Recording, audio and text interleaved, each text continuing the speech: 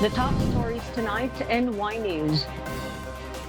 President Ferdinand Marcos Jr. orders the Philippine National Police to intensify cybersecurity systems. The Department of Justice says they are open to United Nations or UN Special Rapporteur Irene Can's recommendation to pass red tagging law in the country. The Armed Forces of the Philippines, or AFP, clarifies that they have no intention to dismantle Task Force Davao.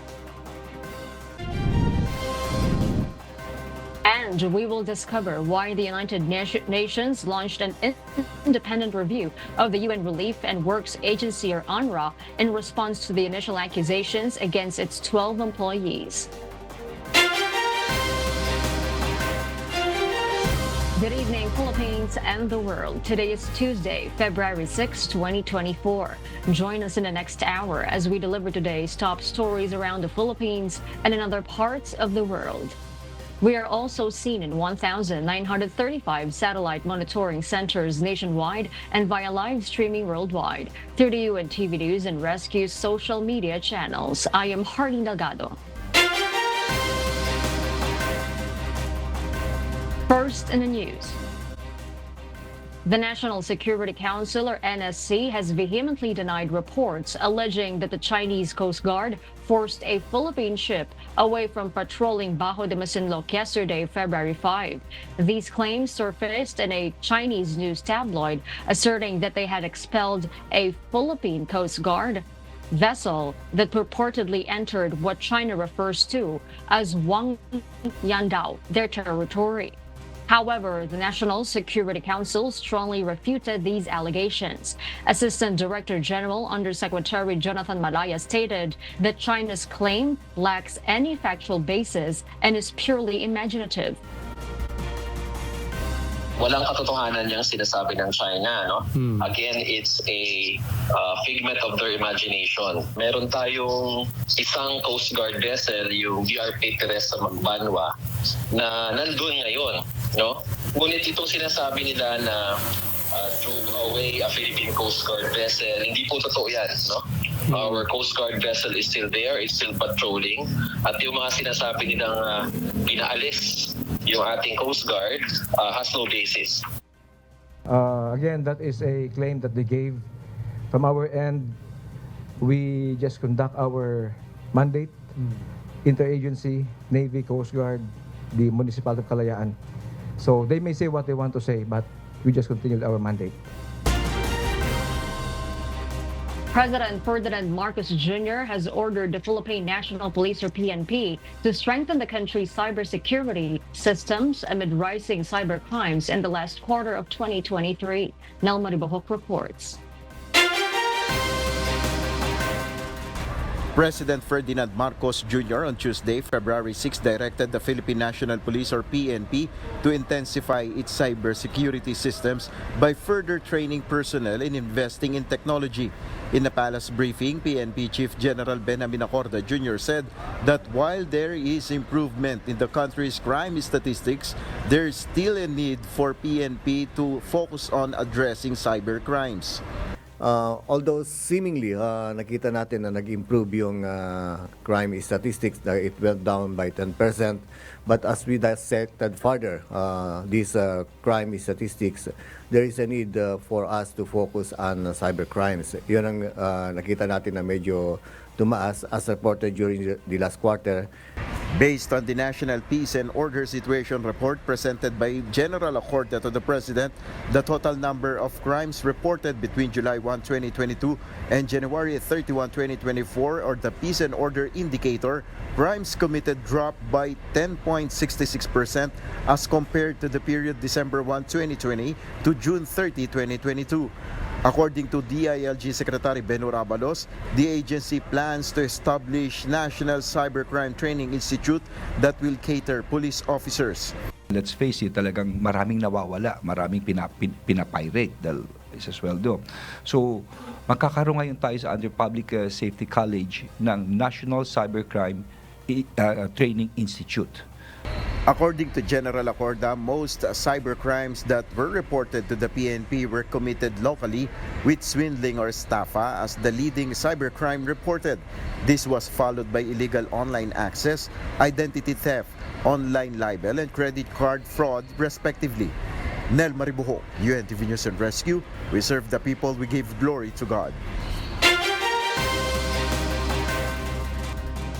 House of Representatives Majority Floor Leader Manuel Jose Dalipe challenges all the senators to publicly reveal their position on charter change. Meanwhile, House lawmakers believe senators can pass a resolution of both houses number 6 if they want to. Rosalie Cos will tell us why. House Majority Floor Leader Representative Manuel Jose Dalipe of Zamboanga 2nd District challenged the 24 senators to publicly reveal their position on amending the Philippine Constitution. According to him, the senators must let the public know if they are in favor or not of charter change. This is my challenge now to all senators. Why don't you, 24, come out in the open? Sino ba yung pabor to amend the Constitution, to update the 37-year-old Constitution? Sino yung mga kontra? Para by 2025, this is my challenge to the senators. Come out in the open, wag po tayo magtago.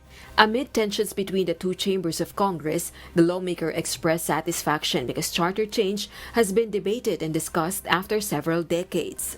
Meanwhile, House Solids believe the Senate can pass the resolution of both houses number 6, which seeks to amend some of the economic provisions of the 1987 Constitution if they desire. This comes after Senator Sonny Angara, chairperson of the Senate Subcommittee on Amendments and Revision of Code, stated that debates on RBH number 6 may conclude in October 2024. Legislators are eager to pass the bill urgently because they will be preoccupied with preparations for the 2025 midterm elections starting in October. Alam niyo po, ang katotohanan is kung iyan ay pag-uusapan pa lang natin starting October, ang deliberations, it's like literally killing this bill, unless of course that is the real intent. For 37 years, hindi matuloy-tuloy because, let's face it, ito na nga nangyayari.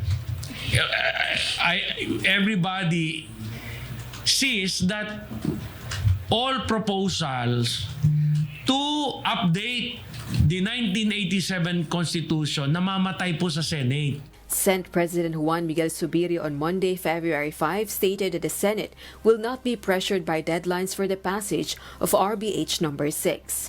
Rosalie Cos, UNTV News and Rescue. We serve the people, we give glory to God.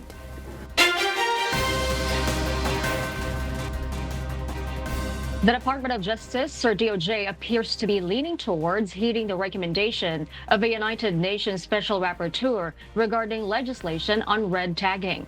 However, the DOJ stands in opposition to the proposed abolition of the National Task Force to End Local Communist Armed Conflict, or NTFL. Dante Almento tells us why. In her recent visit to the Philippines, United Nations or UN Special Rapporteur on Freedom of Opinion and Expression Irene Khan recommended to have a law for red tagging in the country.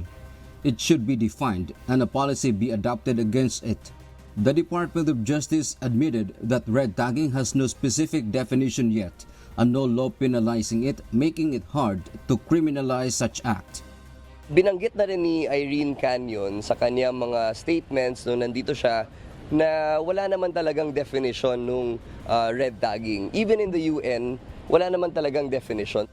DOJ spokesman Assistant Secretary Miko Clavano said it is the Congress should initiate the passage of a law for red tagging.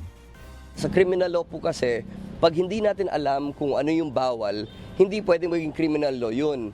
Dahil that will create a chilling effect. Pag sinabi lang natin na red tagging, ano ba talaga ang kahulugan nun? Meanwhile, the DOJ opposed the UN officials' recommendation to abolish the government anti-insurgency agency, the National Task Force to End Local Communist Armed Conflict, or NTFL. Clavano explained it has been doing well since its creation in 2018. We already have a plan, no? From NTFL, which is a task force created to end local conflict. it will now turn into a peace and security council when the time is right. So may timeline naman ho yun. So may phases eh. Dante Amento, UNTV, News and Rescue. We serve the people. We give glory to God.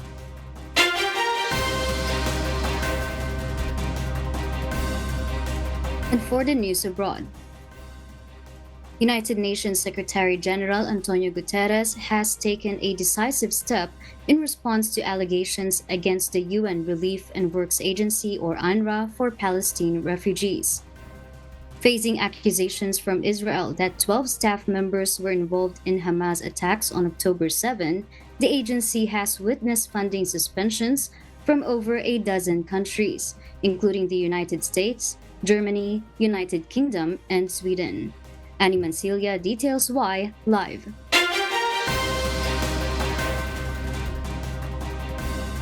Yes, Annie?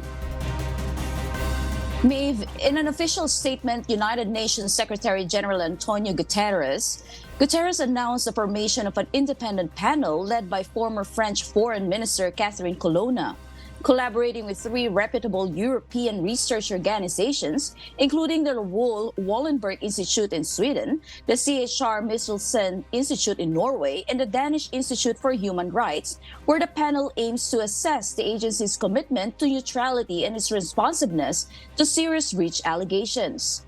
The investigation is set to deliver an interim report to Guterres in late March and a final one in late April, potentially accompanied by recommendation for enhancing the agency's mechanism.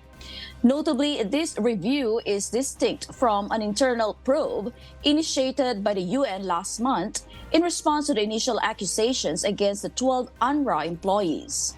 Meanwhile, UNRWA Chief Philippe Lazzarini expressed anticipation for the review group's funding, emphasizing the agency's commitment to transparency. In addition, Israel Foreign Minister Israel Katz declared that the government possesses evidence linking the agency to terrorism, intending to submit it to the UN panel. As funding concerns loom, Lazzarini is currently visiting Gulf states to garner support as donors' suspensions have raised the possibility of the agency shutting down operations by the end of February. Lazzarini has met with the UAE's Foreign Minister Sheikh Abdullah bin Zayed Al Nahyan and is scheduled to visit Qatar and Kuwait later this week. In a separate development, Spain's Foreign Minister Jose Manuel Alvarez pledges 3.5 million euros to help UNRWA maintain its activities in the short term. However, spokesperson Juliet Thomas noted that this contribution falls far short of the estimated $440 million gap. Back to you, May. Thank you, Annie Mancilia, live from Singapore. The Armed Forces of the Philippines, or AFP, has issued a statement clarifying that they have no intention to dismantle Task Force Davao. This announcement comes amid swirling rumors sparked by allegations of the possible arrest of former President Rodrigo Duterte. In a statement, AFP Chief of Staff Romeo Browner Jr. emphatically denied these allegations. Instead, he emphasized their commitment to strengthening security in areas where their presence is necessary to maintain peace and order. Gusto ko rin pong sabihin na yung balita po na bubuwagin yung Task Force Davao ay hindi po totoo. Hindi po totoong bubuwagin natin yung Task Force Davao. Instead, magdadagdag pa ho tayo ng mga task forces sa mga lugar na talagang nangangailangan ng puwersa natin para papanatili natin yung kapayapaan. Meanwhile, the leadership of the AFP stressed that there is no need for loyalty checks among their personnel as they remain committed to their mandate as outlined in the Constitution. This mandate includes safeguarding the nation's territorial integrity amidst ongoing discussions regarding Mindanao's status within the Philippines. Furthermore, the AFP reiterated their dedication to their mission, protecting civilians, preserving the state, and defending the country's freedom. I think the Chief of Staff has made very clear on his particular statement that we will remain loyal to the Constitution and of course to the chain of command. A lawmaker and a cabinet member were figured in a heated verbal exchange over an allegation of corruption in the decommissioning process of Moro Islamic Liberation Front or MILF combatants. In today's Senate hearing, several senators questioned a discrepancy between the number of rebels who surrendered and the number of firearms gathered. Presidential advisor on the peace process, Secretary Carlito Galvez Jr. says they are only following the peace agreement, noting that the decommissioning process is being vetted by the independent decommissioning body, while a member of the MILF peace panel adds that based on the agreement, only the firearms that are owned by the organization are required to surrender. Other firearms used by the members are either personal or given by non-members such as sympathizers. Ba't natin tinanggap yun? 22,000 na walang baril. Dapat hindi natin tinatanggap pag walang dalang baril, di ba? Kasi hindi naman makatotohanan na lumalaban siya na walang dalang bakal. It is not really 1:1. Many of the weapons that the combatants used are not the organization's property, and therefore there is another program to ensure that these privately owned weapons can also be submitted or given to the authorities. But Senator Raffy Tulfo alleges there is corruption behind the decommissioning process involving the assistance given to decommissioned combatants. Proudly say that there is no corruption in this decommissioning. We are just following the agreement. Sir, do not tell us that we are corrupt. I'm not saying you're corrupt. What I'm saying here is meron pong mga tao dyan sa loob ng inyong organization. Take offense, Senator, that you are already telling us that there is a corruption. I believe that is not a correct accusation to us. Well, sir, I'm sorry. I'll stand by what I said. Meron pong corruption dito. Masaktan ka na, masaktan ka, I don't care. I will show that we are not corrupt. Ba't ka nagagalit, Secretary? Because you are accusing us that our organization is corrupt. Yes, because napakalaking discrepancy. Senator Jingoy Estrada, who chairs the Senate Committee on National Defense, has directed Galvez to submit the necessary documents to further clarify the issue. Philippine Statistics Authority, or PSA, has reported that the country's inflation rate fell to 2.8% in January, a decline from a 3.9% recorded in December. Despite the drop in inflation, the price of rice in the market continues to rise. Jed Neresina details why. The increase in the price of rice remains fast despite the decline of the overall inflation rate in the country last month. According to Philippine Statistics Authority or PSA Chief Undersecretary Dennis Mapa, rice inflation increased to 22.6% this January from 19.6% in December 2023. This is a 14-year high, the highest since March 2009 when a 22.9% rice inflation rate was recorded. Mapa explains that the price of rice was high in the world market. Una, dito sa ating trade data, kung titingnan natin yung importation ng rice natin, ay mataas talaga yung presyo ng bigas sa world market. He also linked rapid rice inflation to low base effects in January to July 2023. Now dito naman sa inflation natin, kung titingnan natin yung time series ng rice inflation in 2023, ito ay mababa mula January hanggang July of 2023. So January of July, so mababa siya. So nagkaroon lang tayo ng pagtaas nung August last year, tapos talagang pumalo siya nung September, and then tuloy-tuloy na. So mababa, parang may mababang base ang pinanggalingan ng presyo ng bigas. So ang aming kalkulasyon ay patuloy itong tataas in terms of inflation rate simply because the base is relatively low in 2023. For regular milled rice, MAPA says that its price will be 49 pesos and 65 centavos per kilo this January 2024, which is 25.4% higher than 39 pesos and 60 centavos per kilo in January 2023.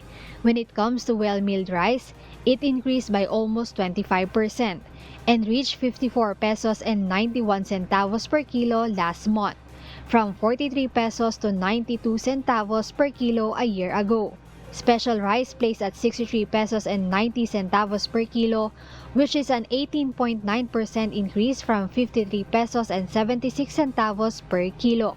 According to PSA, the price of rice is expected to continuously increase, and it is possible to hit 20% or more in the price of rice until the month of July. Jed Neresina, UNTV News and Rescue. We serve the people, we give glory to God. The Department of Social Welfare and Development, or DSWD, has extended more than 26.9 million pesos worth of humanitarian aid to families affected by torrential rains and flooding incidents in some parts of Mindanao. DSWD, in its continuing efforts to help families affected by the heavy rain and floods due to the effects of the shear line that hit Agusan del Sur recently, conducted relief operations in 4 provinces on Tuesday, February 6. In partnership with the local government units, the DSWD Field Office Caraga distributed some 7,307 family food packs in Rosario, Esperanza, Santa Josefa, and San Luis. Meanwhile, the said department also distributed 9,000 family food packs in the Davao region on Monday, February 5, via the Philippine Navy vessel BRP Tagbanwa. DSWD has distributed food and non-food items to the families hit by the shear line and trough of the low-pressure area in Davao and Caraga regions.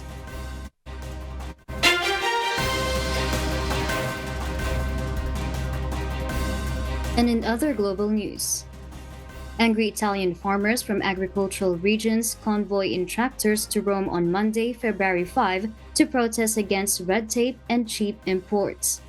Several farmers joined in, including some in the north, who led a cow through the streets of Milan outside the offices of the regional government, while other farmers from Tuscany flew the Italian flag with slogan "No farmer, no food."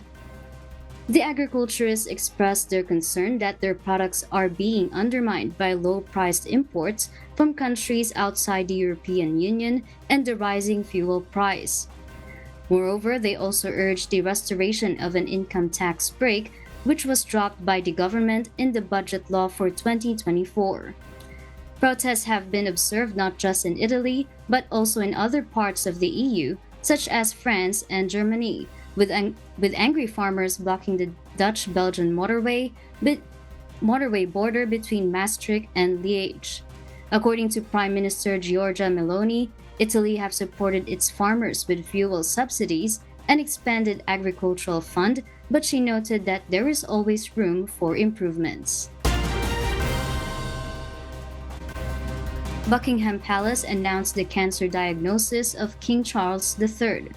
The monarch will now return to the palace to commence treatment as an outpatient. Olga Chilian tells us why. King Charles III was diagnosed with a form of cancer, though no further information of cancer stage or prognosis has been shared.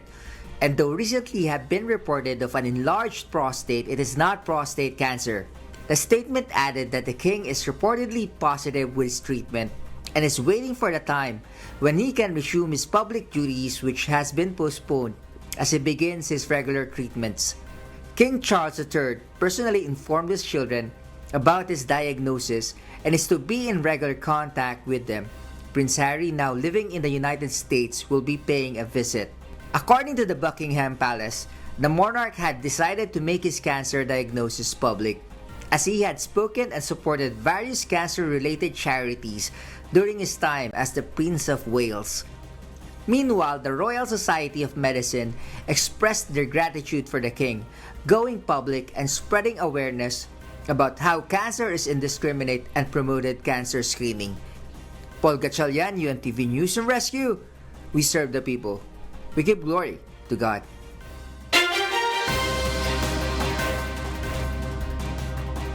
And those are the reasons behind the news in other parts of the globe. I am Mavian Dog, live from Australia. Good evening. A stark warning from medical experts regarding the use of e-cigarettes and vaping products. Despite their rising popularity and marketing as alternatives to traditional cigarettes, experts are emphasizing the significant health risks associated with these devices. Gladys Tuabi explains why. Amidst ongoing debates about the perceived harm reduction benefits of e-cigarettes and vaping, medical experts are reiterating a sobering reality. These products still contain chemicals present in traditional cigarettes. While some advocate for e-cigarettes and vaping as less harmful alternatives to smoking, it is essential to acknowledge that they are not without risks. Ang paggamit ng vape, may nicotine po yan. And ano po ang epekto ng nicotine sa kabataan? The brain, ang development po hanggang 25 years old po yan. If we are smoking, especially using nicotine, naapektuhan po ang brain development ng ating mga anak at ating mga kaapu-apuhan kung sila po ay ma-expose sa nicotine at iba pong chemical. Alarming statistics from the 2019 Global Youth Tobacco Survey shed light on the prevalence of vaping among Filipino youth. 14% of Filipino youth aged 13 to 15 are already using vape products, highlighting the urgency of addressing this growing trend. Despite advancements in public health awareness, smoking remains one of the leading causes of cancer and other life-threatening diseases. The harm it poses to individuals and communities cannot be understated.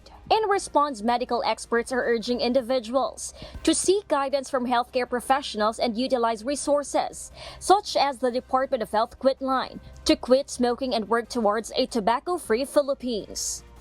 Isipin na lang ho ninyo na ang pag-vape ay isang addiction din. Kaya importante kung ito dahil sa ito ay isang addiction, pumunta ho kayo doon sa mga smoking cessation clinics ho. Humingi kayo ng tulong para mas maging matagumpay ho kayong makapaghinto ng pag-vape. Kusa sa bawat isa sa atin na I quit. So therefore, kung wala ng demand, tobacco free tayo. But it can happen, it cannot happen. So in the meantime, bawasan natin yung bilang na maaaring madagdag dun sa mga maninigarilyo at ngayon nga nagbe-vape. Gladys Tuabi, UNTV News and Rescue. We serve the people, we give glory to God. Our kasambahay. As the world faces these trying times amid the various challenges and uncertainties, we are inviting everyone to join the global prayer for humanity. Good day. I'm Brother Eli Soriano of the members of the Church of God International. I want to invite you to join us in a minute of prayer every day to pray for humanity and the whole world as we go through these perilous times. While safety measures like washing of hands and strengthening of our immune systems may help us through this horrible predicament, there is still no precaution or cure more powerful than God's mighty intervention. And we need His intervention now more than ever. It doesn't matter what religion you are in or what denomination you belong. This is an invitation for all the people around the world who cares for the future of their family, friends, loved ones, and humanity as a whole. Everybody is welcome to pray with us. For more details, you can check out the description box below. Thank you very much, and I hope to hear from you soon. May God bless you.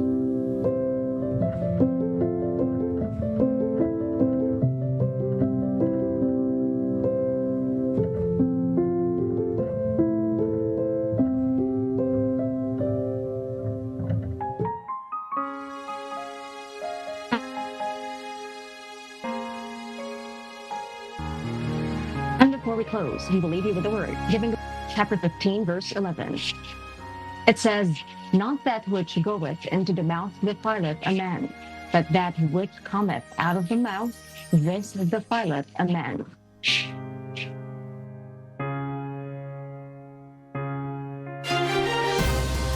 And those are the reasons behind the news, February 6, 2024.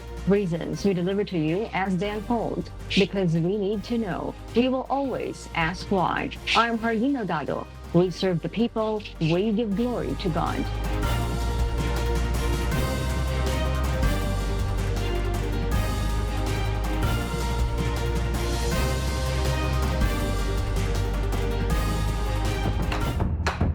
Walang katotohanan yung sinasabi ng China, no?